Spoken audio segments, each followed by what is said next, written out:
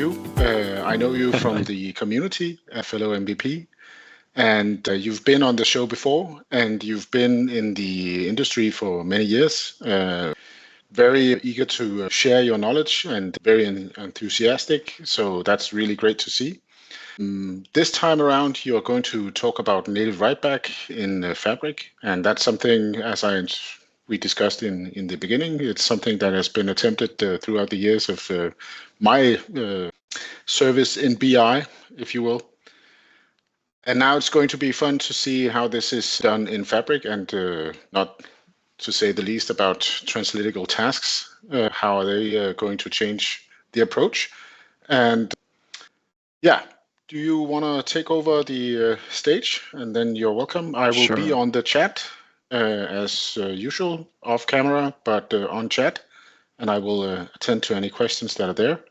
And Jon will pause throughout his presentation, and then we can pick up on any questions that I can't answer. All right, off to you, Jon. Thank you so much, Jens, and thanks for the kind words and introduction. For those of you who haven't met me, that's pretty much it. My name is Jon. I'm a consultant with Inspire, a Danish-based consultancy, and I've been working with Power BI since 2018, something like that, and now working with Fabric 2 as sort of a platform architect in that kind of role and advising customers on that.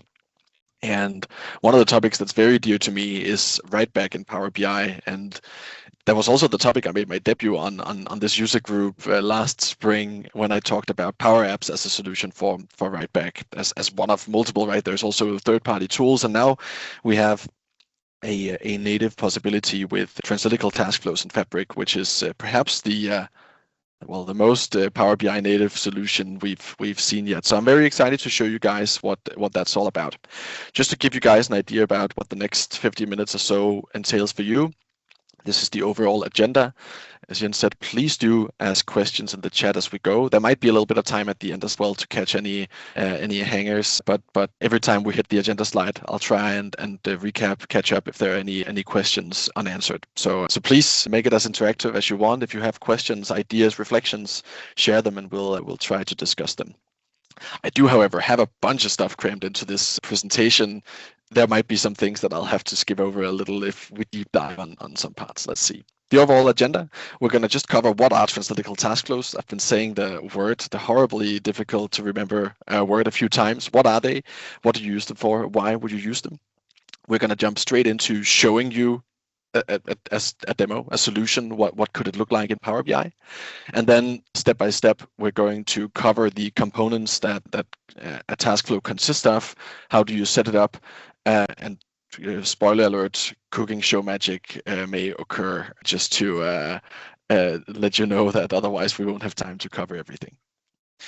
At the end, we'll do a little bit of a recap covering what are the pros and cons of task flows, especially comparing against Power Apps as another Microsoft native offering, although not native to Fabric or Power BI.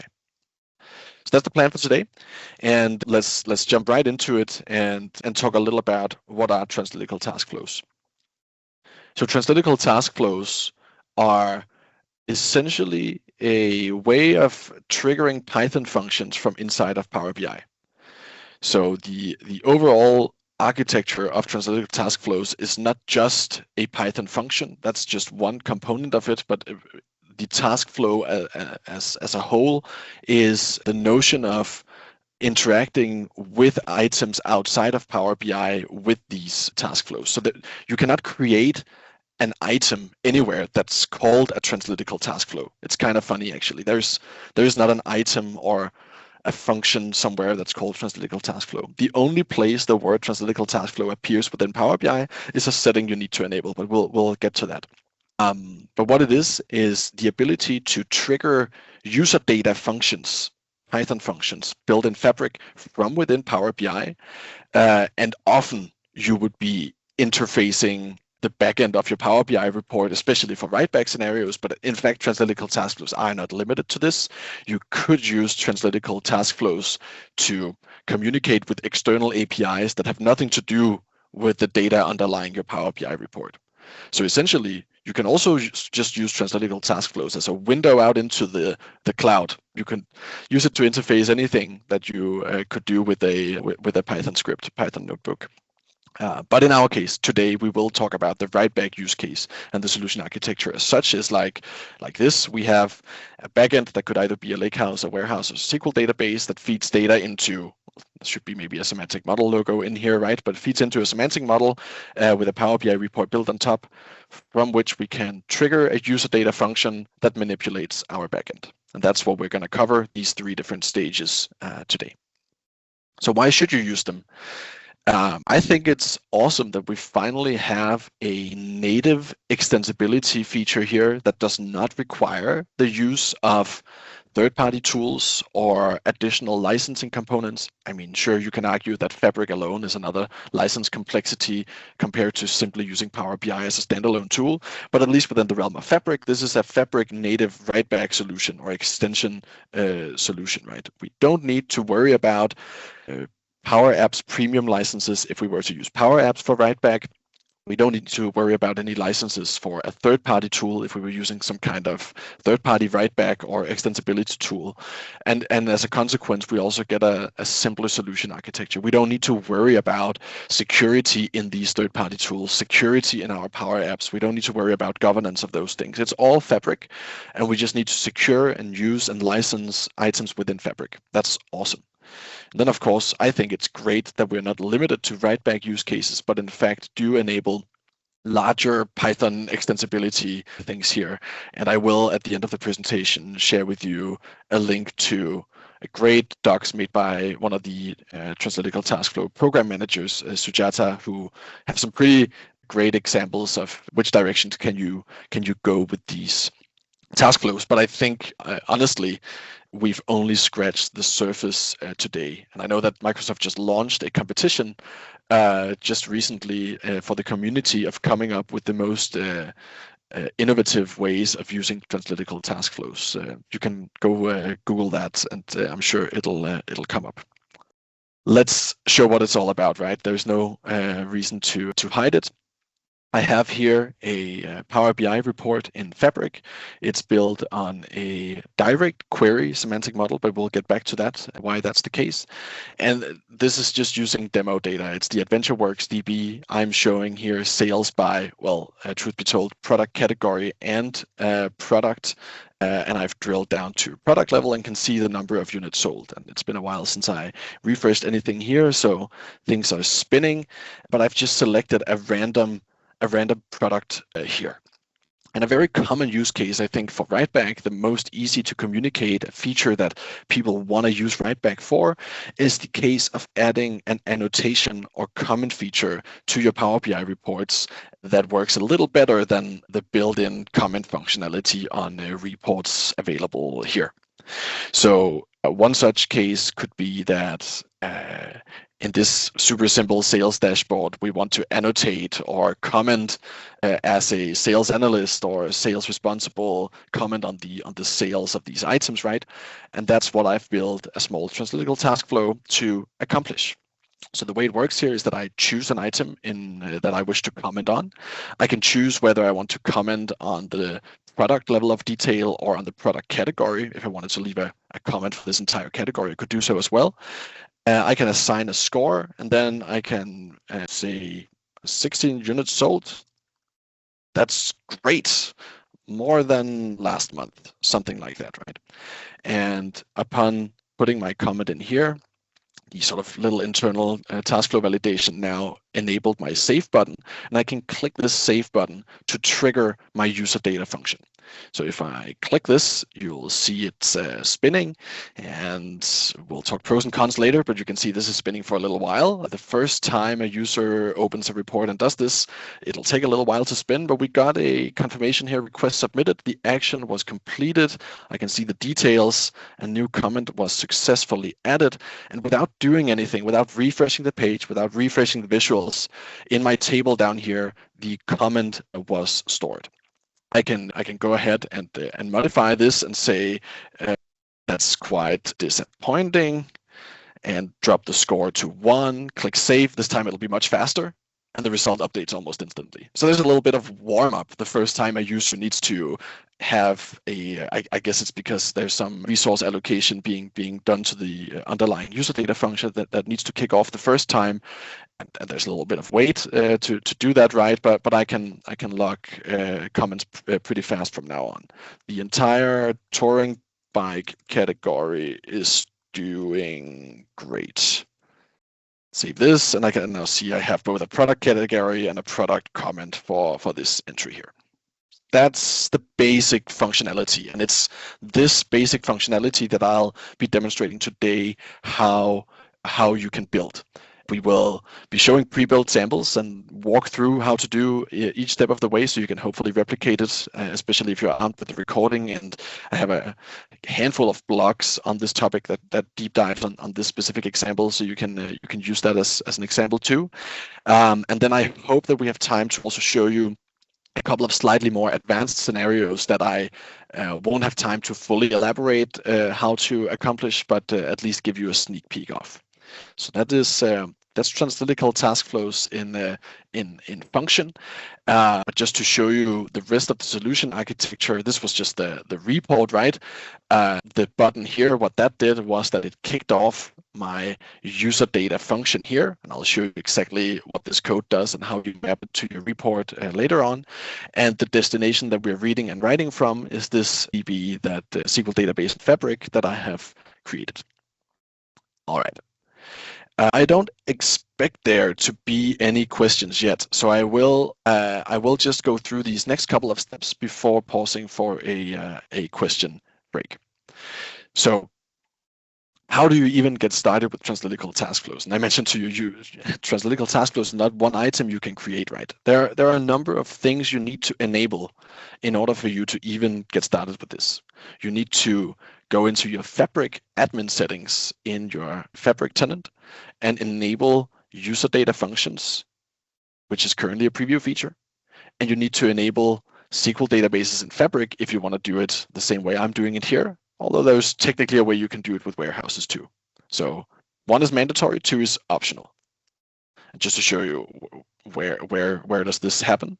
Well, it's in settings and in the admin portal that you'll want to search for user data functions and make sure that this feature is enabled. And you want to make sure that the SQL database is enabled if you wish to use that as a backend. In Power BI Desktop, you also need to enable a host of preview features.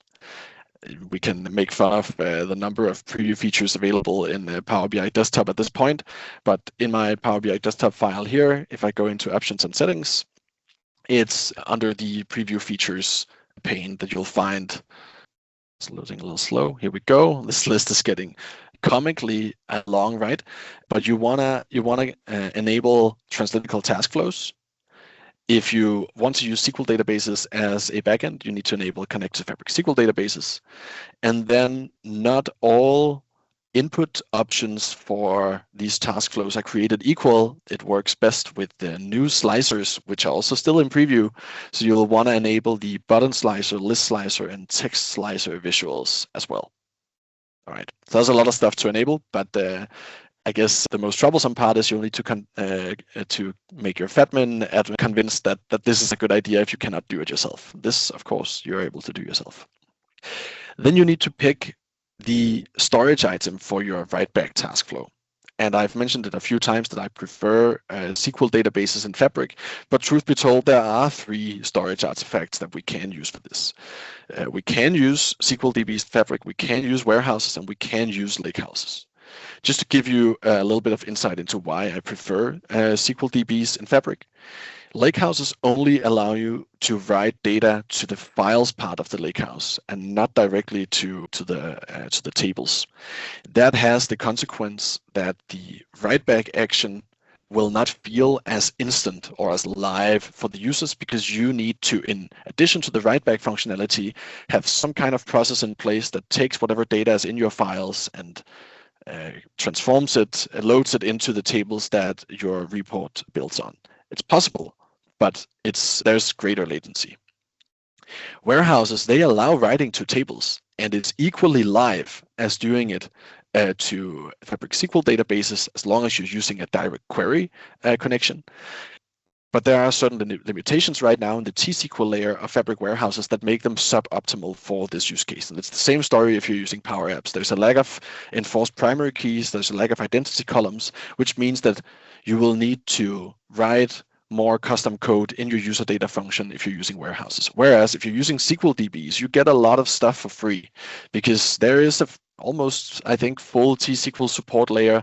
We can build identity columns with auto-incrementing identifiers, those kind of things, which are really nice for write-back. And they are fully optimized for transactional reads and writes, which just ensures that we have great performance for these single row workloads or small bulk workloads, as opposed to the analytical possibilities with the warehouse, which means that transactional operations are theoretically a little slower. So everything I'm doing today is possible with warehouses too, but SQL DBs are much easier. Lakehouses is more a technicality that it's possible. I wouldn't recommend anybody doing write-back with lakehouses. So I think this is a good time to maybe just pause and see if there are any questions in the chat already, Jens, to address. Nope. No, the only chat activity is on me. So no. All right. That is fine. We'll continue with this. So the first thing you want to do, if you want to do it the way I do, is to create your SQL DB in Fabric. And I'm not going to go ahead and do it from scratch, but I'll show you a little more of the DB that I did create just for your reference. So, well, the way it works is that you would just go into a Fabric-enabled workspace. It needs to be Fabric-enabled, of course. And from the new item menu, given that your SQL databases option was enabled in the admin portal, you'll be allowed to create SQL databases, right? And of course, you'll likely want to ingest some kind of data into your SQL DB. I took the poor shortcut here and just loaded in some dummy data, the sample data that's available for free in Fabric. For other demos, I sometimes use Copilot to prompt me. It works surprisingly well to generate randomized sample data set with Copilot. That's actually a pretty good use case for that. I didn't do that today. But so what I have here is that I've created Translytical Demo DB. And in the schema sales LT, I have the entire AdventureWorks set up here. Then in addition, I've created a comment table to hold my write-back data. That is also something you need to do. And I mean, it's just a matter of writing T-SQL here, right, to create a table that matches your schema, matches your write-back use case.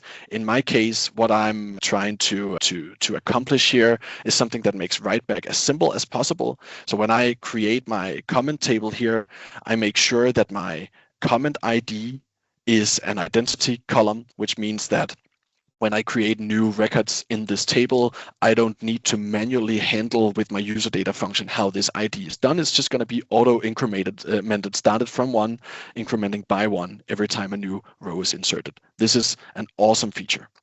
The other columns I have here is a little more up for debate, right? What data types and sizes you need is completely up to your use case, but I need to log my comments on a product ID.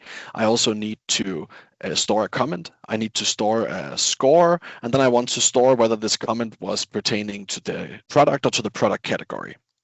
Then I'm also adding a primary key saying that the comment ID here should indeed be a primary key to ensure integrity of this table. And the reason why SQL DBs are much better at this write-back scenario than warehouses is that neither this nor this is supported currently in the warehouse item. Rumor has it that it's coming, but the timeline for that is unknown, right? I wouldn't be surprised if we see some announcement of previews of those things for warehouses at FabCon in Vienna, but I mean, don't hold your breath, right? Regarding preview features, well, everything's in preview right now regarding Translytical Task Flows, right? So it's great when it arrives in warehouses, don't get me wrong. But yeah, now you at least know my view on that. So this is the backend that we've created for this write-back exercise. A simple SQL DB with an AdventureWorks schema and a simple comment table with an auto-incrementing ID that's also being used as a primary key. The next part here is that we need to create a semantic model. And for the semantic model, there's obviously with Fabric 3 different options. We can either use import, we can use direct query, or we can use direct lake. And just a few notes on this. All of these, again, technically work with writeback, but it's a matter of latency and user friendliness. Import works, but the data that you write back to your source will only be available to the semantic model after a refresh, right? So this only works really business-wise if your users don't need to see the input that they are making reflected inside of the report again anytime soon. And that's rarely the case for writeback. Direct lake works better, but due to the metadata reframing that needs to scan your data to reflect new incoming data, there's a delay of about a minute, I'd say, for data that you write back to a direct lake source to appear in your model. I've tried everything I can to speed this up. There is an API to force trigger the reframing, but no matter what I do, it takes about a minute before I see the data in Power BI. So maybe somebody will have better results, but that's my experience so far. Direct query, however, it just works out of the box. If you want things to be live in the writeback world, direct query is where it's at. And even though I think direct query has a bad rep among a lot of Power BI developers, don't knock it till you've tried it. And I think an important detail here is, of course, that it doesn't have to be your entire model that's import. You can limit only the writeback tables of your model to be direct query enabled. So the majority of your model could be import. And then you can use direct query just for the individual table or tables that you are using to as a write destination. So that's a write and read destination, obviously. So are there any questions yet in the chat, Jens, that we should cover before going into the semantic model in Power BI? Yes, there was actually one about your, Sure. if you have any experience connecting to DocDB or in-memory databases. Good question. I have not tried that. That would be awesome. Please let me know what you find. Yeah, no experience with that, unfortunately. Okay, no other questions. All right. Again, we're gonna do a little cooking show magic here, right? I am not going to spend the time creating the entire semantic model. I'll show you the one that I have built here. It's just a reflection of what you saw in the SQL DB. I have my entire AdventureWorks schema loaded in here. Nice thing when you use the sample data is that also has all the relationships beforehand, all the primary and foreign keys are defined in the database schema. So you can just load this in and it auto-populates. And then I just had to manually load my comments table as well. You can see right here, everything I have is direct query, but I could technically in this case have made everything except for my comment table import with the consequences that entails, of course, having a composite model. The sales score thing you see out here, that's just a parameter table, but we'll get to that. So semantic model-wise, you can create this in Power BI desktop, or you can create it in Power BI service. But when we get to actually creating the Power BI report and setting up the Translytical Task Flow, you will need to open Power BI desktop. So speaking of feature parity and stuff like that between Power BI and the service and Power BI desktop. We're not quite there when we talk about Translytical Task Flows. And if you're a Mac user, you're a little out of luck as far as I'm informed. But this was the semantic model. Let's jump into then saying, well, how do we go from semantic model to from backend and semantic model and storage mode to actual Translytical Task Flow? So again, we have three options to choose from when we want to allow users to provide inputs for our backend. It's the list slicer, it's the button slicer, and the text slicer, those three preview features that I told you that we were going to have to enable. List slicers let us create vertical lists of dimensional values. Button slicers, we can create rows, grids, columns of dimensional values. And then text slicers allow us to do text input. You can, of course, if you're already using filters in your report, using these slicers as filters, you can reuse existing ones. You don't have to do like I do in my report. You don't have to create new inputs. You can also pick up context that the user already selected around your report, filters that have been applied, and use that as part of your report. As an additional note, you may also use calculated measures to feed data into your Translytical Task Flows. I'll show a little bit about that if we have time for the advanced stuff. Otherwise, I also have a couple of posts on my blog about this. But the basic functionality that I wanted to use or just show you was the whole, how do I actually go from semantic model to a simple task flow? And in this case, all I've done is that I've created a bar chart here, a bar chart which could have been filtered by a number of slicers, right? But this allows my user to select an item. And then in the menu on the right-hand side, I'm just putting in, these are just text labels and square shapes in addition to the three slicer types. Here's a list slicer, here's a button slicer, and here's a text slicer that I've spent a good amount of time trying to format into a coherent design. I think that they are pretty difficult to format in a way that looks nice, actually. So you'll have to spend a little bit of time fiddling with this. But what I've done here is simply that, well, made a little bit of, I made a small parameter table with just some dummy values that should be possible for users to select. So in my sales scores table, you can see I just have 5 different scores to choose from when the user has selected product. I have 3 different scores to select from when the user has selected product category, and I've made those options available in a list and a button slicer respectively. So if the user selects product, they can choose the score from 1 to 5, and if they select product category, they can only choose from 1 to 3. So you can make conditional logic in Power BI with your buttons like this, right? And I mean, theoretically speaking, you could even make multi-page menus if you start showing and hiding these with bookmarks, right? You're just setting some options, clicking next, and you could get an additional page with new options that you can put in. So you can create a sort of a more comprehensive user experience like that if you want to. Finally, we also need to have some place to put our comment, and that's just a free text slicer. It's a little weird that we use a slicer here for text input, which means that we're stuck with some of these UI objects here. We can't get rid of this arrow, even though it's not really necessary for us. We just want to put a comment, and then I need to click a button to save, but this is what we get. And what I recommend when you want to start building translytical task flows is, before you start building the user data function, I would design the report. I would think to myself, what user options do I need to give to my users? What input options, sorry, what selections do they need to make? And then afterwards, I would go ahead and create my translytical task flow. So now that I have my report, I know I want my users to pick a product. I want my users to select which level of detail to comment on. I want my users to assign a score, and I want my users to input a comment. Those are 4 different pieces of information that I want to pass to my translytical task flow. So when I then get to the point of actually setting up the translytical task flow, how do I do that?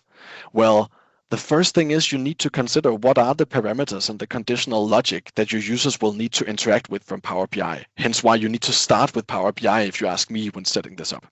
So with this knowledge that I need to set 4 different parameters, I can go ahead and start building my user data function. I've also made the assessment here that I in this case don't want comment history, but I could also have chosen to have comment history. The decision to not have comment history means that in my user data function, I'll need some kind of logic for whether the task flow needs to create a row or update a row if I'm modifying an existing comment. I also need to consider, do I want to provide the user any feedback, whether or not this task flow succeeded or failed? I need to consider, do I need any error handling here? Am I writing directly to a production database where I'm messing everything up? Or is this a safe playing space, a sandbox? And then you need to consider if you need to implement any logging. And the reason is you need to do all of this yourself. There is nothing really being given to you from the get-go by Microsoft, by the user data function. You need to build the logic, the function to do all of this yourself. Once the function is defined, we need to publish it. We need to grant users permission to use the function. This is a good thing. It means that if you have a Power BI report, you can selectively allow people, only a subset of your report users, to allow to use the write-back functionality. They need explicit permission to use the user data function. And then the final step is that we need to map the user data function to our translytical task flow. So just to go through these steps, I'm not going to build the entire function, but I am going to take you through what the function looks like without reviewing the entire code. When you go into Fabric into your workspace and create a new function, you're just presented with a blank notebook. And a good way to get started is actually to explore a little what are the sample pieces of code that are included in user data functions. I got a lot of knowledge out of simply trying to say insert sample and say to a SQL database, write one row of data into a table. And essentially, this is the template I used for designing my user data function. So you can take this and you can modify it and do whatever with it that you please. Each time you insert a new function and save it, they will appear in this function explorer to the left. So one user data function item in Fabric can hold multiple different functions. And in fact, what I've done here is that I've created 3 different functions. I have a function to write an update comment to SQL DB. I have another function to delete comments in my SQL DB, and then I have a function to write and update comments in a warehouse instead. This is all within one Fabric item. There are a few sort of template things you need to figure out. It's in the docs, it's not in the sample, but it's in the docs that you need to import fabric.functions to use Translytical Task Flows. If you want logging, you'll also need to import a logging library. And then the structure for how to create these user data functions are quite set in stone. So it's a good idea to start with these samples, with the samples provided on my blog, or with the samples on Sujata's blog. This link is also in my presentation. I'll make sure to share that in the chat when the meeting is done. But Sujata here has a lot of excellent examples of, she's one of the program managers for Translytical Task Flows. She has a lot of examples of how to configure different types of functions and some examples of logging and all that stuff that you can be inspired by. Great source of information. Also, the official docs has a pretty good tutorial for how to create a Translytical Task Flow. You'll end up with something slightly different from what I'm presenting, but in the same ballpark. You do need to import these libraries. You do need some formalities here, defining a connection, and then you need to make sure to map this connection to the actual SQL DB in Fabric. So what you need to do is also to go into Manage Connections and set up a connection to the SQL DB. It's as easy as saying add connection and through the one-leg explorer, selecting the DB you want to connect to. It's going to be given an alias that you can change yourself. And then that alias needs to be referenced whenever you want to interact with said data source. Then I need to define my function. And this is where the knowledge from Power BI and my reflections, they come into play, right? When I give it a name, I say I also want to use this in connection with my SQL DB, and then I'm defining all the parameters, all the user inputs that the users are gonna parameterize my data function with. So in this case, I'm saying I want to provide a product ID, a comment, a level of detail, and a score. Notice that these are only 4 of the 5 columns of my comments table, and that's of course because my comment ID column is auto-created and auto-incremented. So I don't need to provide that at all when I'm using a SQL DB. Then I'm creating a data object here where I'm just storing these parameters in a record. I'm establishing a connection to the SQL database. Then I reflected that I had that update or upsert logic I needed to implement, right? So first I'm going to do a little bit of a lookup and see, is there already a comment on this combination of product ID and level of detail? And if so, store that in another record. If that record is not empty, well, then I want to run one version of an update query here. I want to update the table and set the values anew, reflecting the user inputs. I'm using these cursor and connection functions to execute and commit these transactions, closing them again. And then I'm informing the users in that little pop-up you saw. This is where I give the user feedback with a return statement. And I have an else clause here. If the lookup up here was empty, go ahead and create a new record in the database, inserting these different this data object as the parameters in my query. 5 months ago, I had not written a piece of Python ever in my life, and this has finally motivated me to start learning. So this code is not perfect, right? And anybody on this call with a little more Python experience than me can probably find a billion ways to do this better. But I, as a Power BI super user, perhaps, was able to figure this out just from using the samples and a little bit of inspiration from Sujata's posts as well, and make my own solution work. So I'm certain that you guys can do that as well. And apologies if these things got a little technical here, right? But this is basically what is required to set up the bare bones upsert functionality. Then I also included the delete functionality, which in structure is almost the same. I'm again just defining the connection to my database, defining the function itself as long as the parameters required to do the operation. I'm doing a lookup to say, well, I want to delete the record if there is one. If there is no record, I don't want to do anything, but inform my users whatever I did. That's it. Then I need to publish this. I need to share it with the users who need to use it. And the final step is to go back into Power BI, insert a button, and as long as you had toggled that Translytical Task Flow option in your Power BI settings, there will be a new action type available on your buttons that is the type data function. And when you choose data function, you can choose between your different workspaces. You can, within that workspace, choose between your user data function sets, and within that function set, pick what function do I want to map this button to. When you select a function here, it will automatically then populate which parameters is the task flow expecting. So automatically it's going to say, well, you need to tell me where in this report do I find the product ID? Where do I find the comment? Where do I find the level of detail? And where do I find the category result? In this case, I map the comment to my comment slicer, the level of detail to my level of detail slicer, the category result to the category result slicer, and then the product ID. Well, I want to pick that up from my user selection here, right? So I went ahead and used conditional formatting to just get the max of product ID here. But I could have used a calculated measure instead and had some more complex logic feeding values into a parameter. So if I had a whole fifth parameter here that said something about security or something about, I don't know, it could be a more complex calculation. It could be the result of a more complex calculated measure that I passed to my Translytical Task Flow parameter like so. So that's also a possibility.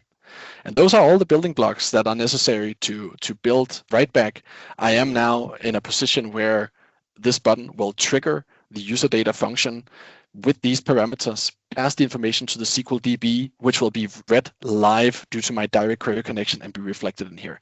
Testing this doesn't work so well in Power BI Desktop. I can make a little test for you here. I wonder how slow this loads. User group comment. Every time you trigger the UDF from here, it needs to refresh the direct query model in Power BI Desktop when you try this. So, I mean, honestly, as soon as you get past the point of setting up your Power BI report, I would recommend publishing it to the service and then just using the interface in there for troubleshooting your task flows.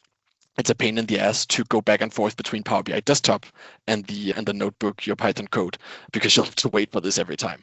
Yeah. So now you've seen the dark side of that, right? It's not beautiful. But in essence, that is how you do that. And I want to give the chance, Jens, here just to recap any questions we might have in the chat at this point. Yes, there's been some discussion going back and forth on direct query, direct link, and so on. What are the advantages? Does it need to be mixed mode, and so on? But just in was a question on, can you set limitations on text slices, only numbers, only text, max 100 characters, and so on? Short answer is no. Any kind of sort of validation that you need to do on the Translytical Task Flow side of things. But the way you can implement it is that you can actually, if your Translytical Task Flow is expecting an integer for a parameter, but your user has inputted a text string, then it will actually disable the button linked to the UDF. It will recognize that there's a data type mismatch. But if, say, you're expecting an integer, but the integer needs to be between two numbers, there's no way of checking that before the user clicks the save button. You can, however, implement that logic in the task flow and then provide feedback to the user with that pop-up box saying, whoops, the data entry failed for this and that reason. And that's actually a perfect segue to just show a little bit of a sneak peek into, well, so my warehouse UDF, if I were to just connect to my warehouse, it looks almost the same. But what I implemented here is also a little bit of logging and error handling in here. So I'm using the logging library to create a bunch of nodes, and with a lot of try and except functions, I am trying to communicate to the user where the task flow failed. So if we failed already at connecting to the warehouse, the user would be displayed this message, and it would also be reflected in the logs of my function. If you are curious about ways of logging, there's not a lot of great resources out there. Sujata has some examples. Again, I have some examples on my blog, but this is one way of doing it. And you could have some try except logic here that checks whether the integer submitted by the user falls within the correct range, right? I guess there could be ways you could restrict that already from the semantic model that I haven't explored, but I haven't seen any examples of people doing it yet. But definitely innovation might still happen there. Yeah. Are there any other questions, Jens, to cover here? No, that's it for now. Then I'll give you a little bit of a comparison here at Translytical Task Flows versus Power Apps. How do I see the two solution architectures sort of against each other head to head? I love how the Translytical Task Flows allow us to stay within Fabric for our solution architecture. It's likely to be a cheaper solution. You're likely already paying for the capacity. Obviously, that cost needs to factor in, but user data functions are generally cheap to run. Power BI integration with Translytical Task Flows is pretty good. Like the actual mapping of the buttons to the user data functions and to the slicers is great. And there's a lot of flexibility for the extensions, right? However, what are the cons? Well, everything's in preview. There's quite limited UX options. So we can use bookmarks, field parameters to show, hide, navigate, that kind of stuff. We're pretty limited. And especially for input options, we're very limited. This works natively with the 3 preview slice types that I showed you. There's a workaround using calculated measures to make it work also with, say, a dropdown, a classic slicer. I have a report I can show if we have time where I do that. But if you wanted, say, if you wanted the user to pick a date or communicate a date to your task flow, how are you going to do that with an input from Power BI? There's no slicer type in Power BI that allows you to show like a calendar format. Sure, I could display 300 dates in a dropdown or in a list, but it's not a great solution. I want like a calendar view, right? I can't build that with Translytical Task Flows. Then what do? Do I just give them a text input?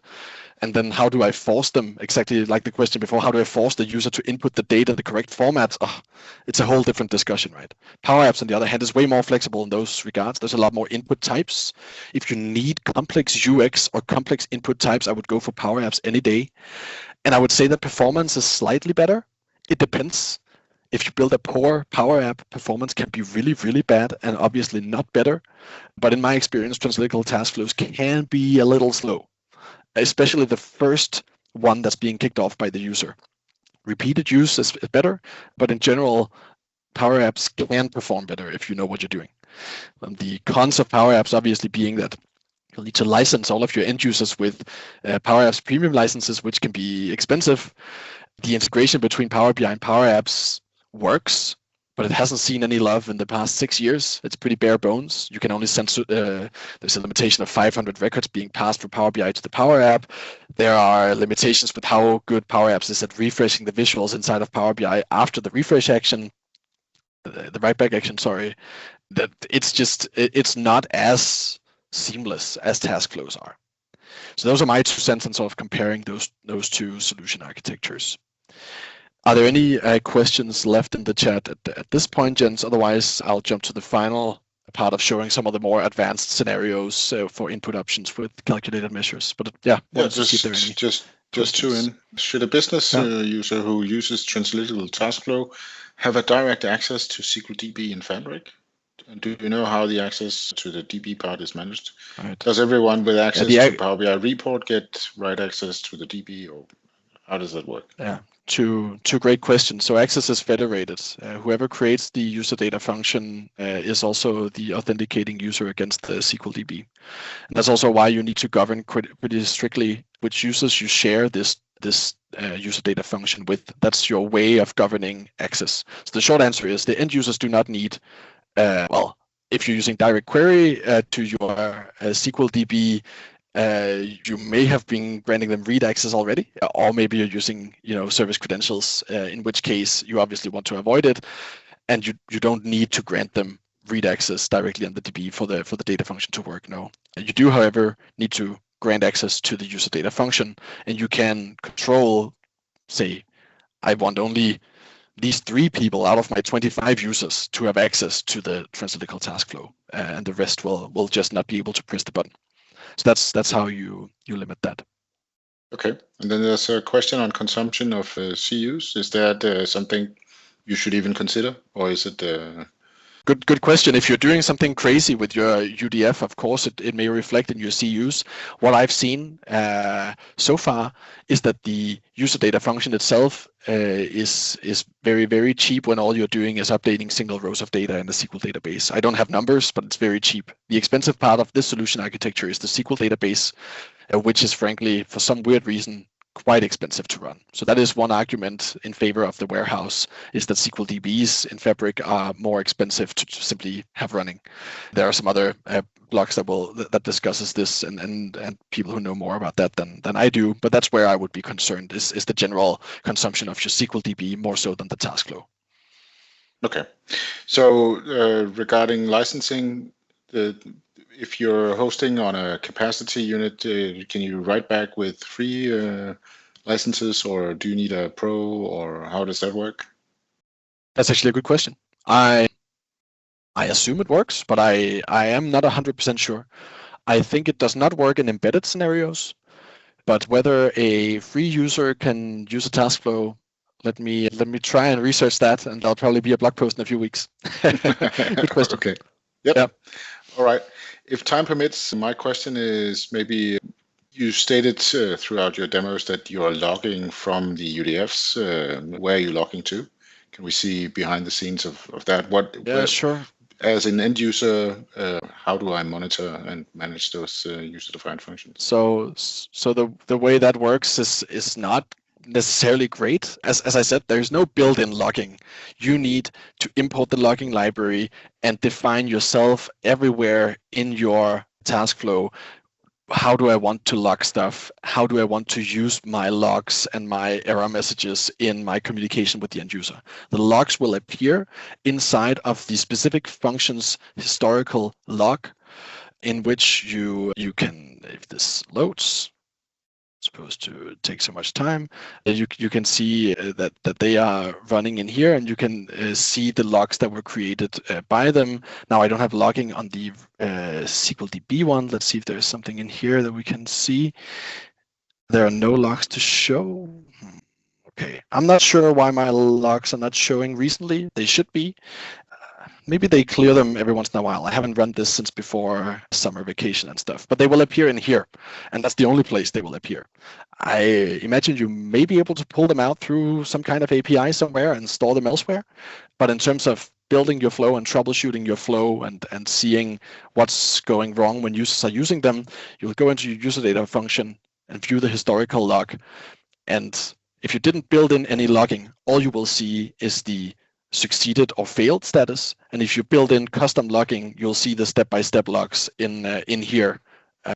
Why they've disappeared, I'm a little unsure, but yeah, Okay. that's how it's meant to be. So, as usual, there's no real substance in the information you're presented when you're browsing the logs.